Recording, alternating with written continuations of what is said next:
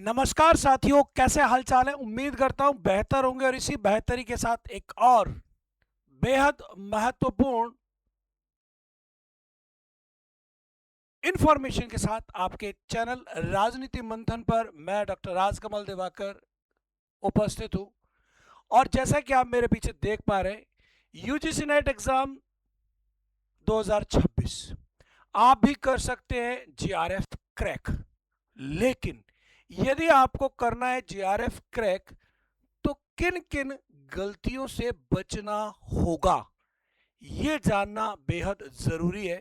और 99% स्टूडेंट्स ये गलती करते हैं। तो कौन सी वो गलतियां हैं, कौन सी वो बातें हैं, अगर उन बातों पर आप बारीकी से ध्यान दें तो आपका भी नेट के साथ साथ जीआरएफ क्रैक हो सकता है और एक लंबे समय तक आप फाइनेंशियली तौर पर साउंड हो सकते हैं एक फेलोशिप के माध्यम से, जो आपके आगे के स्टूडेंट लाइफ के और लाइफ के सफर को और आनंदमय बनाएगा।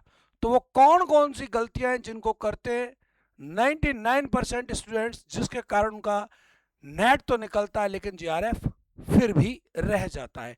तो उन गलतियों को ना करें। वो गलतियां कौन कौन सी, उन पर चर्चा करने के लिए मैं उपस्थित हूं डॉक्टर राजकमल आपके अपने राजनीति मंथन के चैनल पर।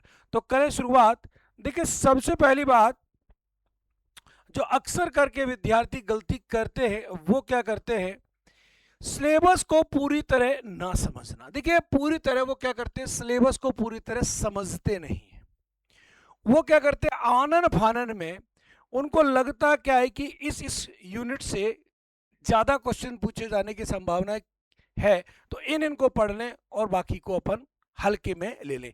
यानी कि हर एक यूनिट को आपको बराबर तवज्जो देनी होगी, तभी आप उसके विषय के साथ न्याय कर पाएंगे और तभी वो विषय आपके साथ न्याय कर पाएगा और आप जीआरएफ प्राप्त कर सकते हैं। गलती क्या करते हैं, विद्यार्थी पूरा सिलेबस नहीं देखते और सेलेक्टिव पढ़ाई करते हैं। सही तरीका क्या है, अगर आपको सिलेक्शन चाहिए, जेआरएफ क्वालिफाई करना है, तो उसके लिए सही तरीका क्या है। सही तरीके की मैं बात करूं तो पहले पूरा सिलेबस प्रिंट करके समझें, हर टॉपिक को चेकलिस्ट की तरह कवर करें और कोई भी यूनिट खाली ना छोड़ें।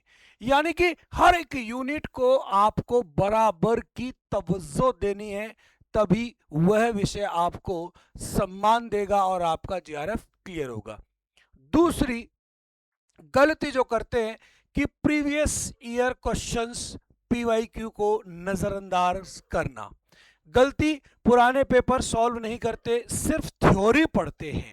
कुछ लोग सोचते हैं कि हम थ्योरी पढ़ लेते हैं, हमें क्वेश्चन प्रैक्टिस की आवश्यकता नहीं है और आसानी से तो होता क्या, थ्योरी तो समझ में आ जाती है लेकिन जब वो क्वेश्चन बन के आते हैं, वो कैसे बन के आते हैं उसका अनुभव नहीं रहता। तो हमें करना क्या चाहिए, सही तरीका क्या है, कम से कम पिछले 10 साल के पेपर हल करें, पैटर्न और रिपीट वाले क्वेश्चंस को पहचानें। यानी कि उन क्वेश्चंस को पहचानें जो बार बार रिपीट हो रहे हैं और क्या पैटर्न है, क्या पैटर्न बदलाव है। नो डाउट बदलाव है आज के दौर में, तो आप बदलें भी, लेकिन जो पुराने प्रीवियस ईयर क्वेश्चंस होते हैं उनसे एक एक्सपीरियंस होता है कि पेपर इस थ्योरी में से कैसे क्वेश्चन बनकर आते हैं। ये बेहद जरूरी।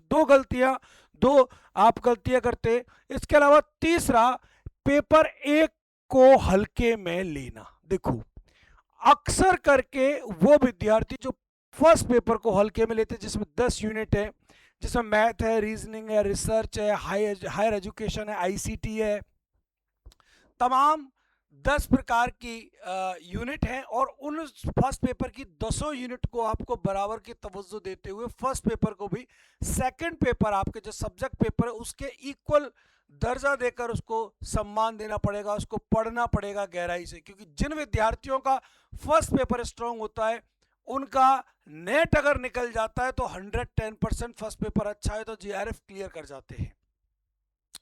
गलती क्या करते हैं, सिर्फ सब्जेक्ट पेपर पर ध्यान देते हैं, पेपर फर्स्ट को इग्नोर करते हैं। सही तरीका क्या है, teaching aptitude, research aptitude, reasoning पर डेली प्रैक्टिस करें। पेपर एक स्कोरिंग होता है, इसे मजबूत बनाना जरूरी है। चौथा, नोट्स नहीं बनाना। आप नोट्स नहीं बनाते, पढ़ते रहते। कई सारे टीचर्स भी जब कभी ऑनलाइन पढ़ाते हैं हम जैसे, तो वो कहते हैं कि हम जो पढ़ा रहे हैं उसका कुछ अपने से भी लिखना जरूरी है, क्योंकि वो खुद के बने नोट्स जो होते हैं ना, वो इजी गोइंग रिवाइज हो जाते हैं एग्जाम टाइम से पहले, ठीक है ना। तो नोट्स नहीं बनाते, गलती, सिर्फ पढ़ते हैं, रिवाइज करने के लिए नोट्स नहीं बनाते। एग्जाम से पहले आप सबको जो भी आपने पढ़ा है उसको सबको रिवाइज करना बेहद जरूरी है, एक और रिमाइंड होना दिमाग में जरूरी है, और वो नहीं हो पाता। सही तरीका, शॉर्ट नोट्स और कीवर्ड्स तैयार करें। रिवीजन के समय यही नोट्स काम आएंगे। जब परीक्षा होगी और आप परीक्षा देने जा रहे होंगे तो सारा सिलेबस को आप कवर करना पॉसिबल नहीं है, इसलिए वो जो शॉर्ट नोट्स हैं, आपके हैंड रिटन नोट्स है, वो आपके लिए बहुत उपयोगी साबित होंगे। इसके बाद रिवीजन की कमी। देखिए, एक पांचवी गलती क्या करते हैं, रिवीजन की कमी। गलती क्या, एक बार पढ़कर छोड़ देते हैं और बार बार रिवीजन नहीं करते। ये नहीं करना है। सही तरीका क्या है, 3-4 बार रिवीजन जरूर करें, यानी कोई भी टॉपिक को 3 से 4 बार आपको पढ़ना ही पड़ेगा। 3 से 4 बार पढ़ने के बाद वीकली रिवीजन प्लान बनाएं, यानी कि आपने एक टॉपिक को 3 से 4 बार पढ़ लिया, फिर एक वीक में एक दिन ऐसा होगा कि जो हमने पढ़ लिया उसको दोबारा से एक बार पढ़ना है हर वीक, उससे मेमोराइज होती रहेंगी। चौथा, मॉक टेस्ट नहीं देना, यानी कि एग्जाम से पहले प्रैक्टिस टेस्ट नहीं देते हैं। सही तरीका क्या है, हर हफ्ते मॉक टेस्ट दें। टाइम मैनेजमेंट और एक्यूरेसी इंप्रूव करें अपनी, कि इतने समय में मैं इतने क्वेश्चन सॉल्व कर सकता हूं।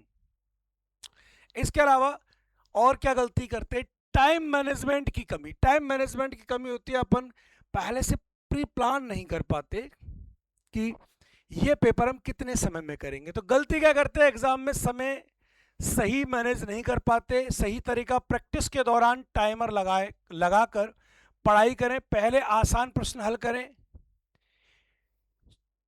आठवीं गलती, एक ही स्रोत पर निर्भर रहना या बहुत ज्यादा सोर्स बदलना।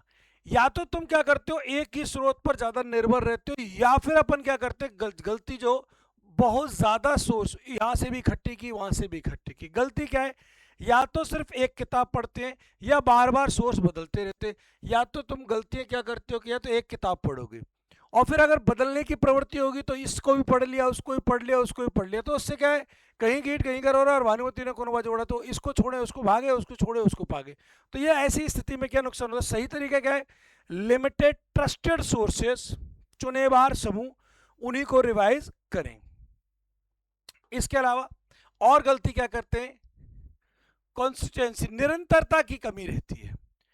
जब हम पढ़ने बैठते हैं, हमें नेट जेआरएफ की तैयारी करनी है, कुछ दिन जोश रहता है खतरनाक वाला, और वो कुछ दिन बाद फिर ठंडा हो जाता है। वो नहीं करना है, ध्यान रखें। कुछ दिन पढ़ते हैं फिर गैप आ जाता है, गैप नहीं, निरंतरता होनी चाहिए।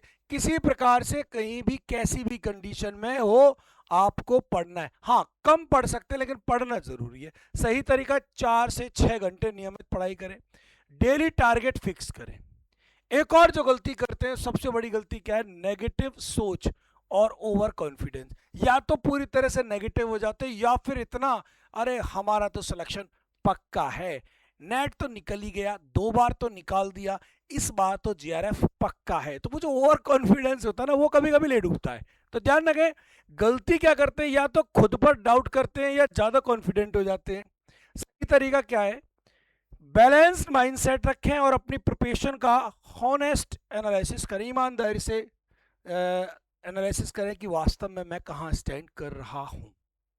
तो ये कुछ गलतियां हैं और उन गलतियों को सुधारने के कुछ सही तरीके हैं।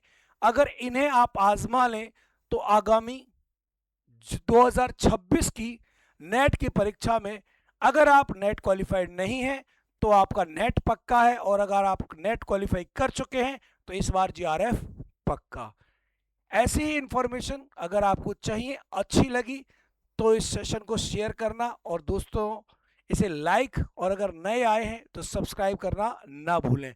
मेरे इस चैनल के माध्यम से राजनीति विज्ञान के साथ नेट की प्रिपरेशन के लिए शाम 7 बजे और रात 9 बजे यूट्यूब चैनल पर फ्री क्लासेस चल रही हैं। तो मिलते हैं अगले सेशन में, तब तक के लिए आपका बहुत बहुत धन्यवाद, आभार, नमस्कार, जय हिंद, जय भारत।